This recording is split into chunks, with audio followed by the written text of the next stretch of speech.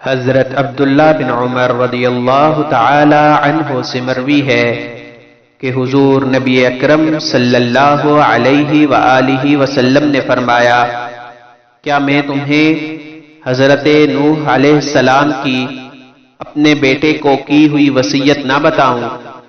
صحابہ کرام رضوان اللہ علیہم اجمعین نے عرض کیا، یا رسول اللہ صلی اللہ علیہ وآلہ وسلم ضرور بتائیں۔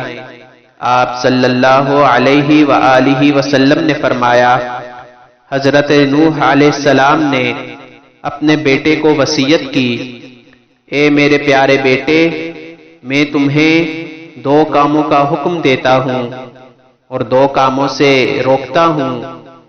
میں تمہیں لا الہ الا اللہ کے ذکر کی وصیت کرتا ہوں، کیونکہ یہ کلمہ اگر ایک پلڑے میں رکھ دیا جائے اور آسمان و زمین دوسرے پلڑے میں رکھ دیے جائیں تو یہ ان سے وزنی ہو جائے گا، اور اگر یہ آسمان و زمین گول دائرے کی طرح بھی ہوں تو یہ انہیں چیرتا ہوا سیدھا اللہ تعالی کی طرف چلا جائے گا۔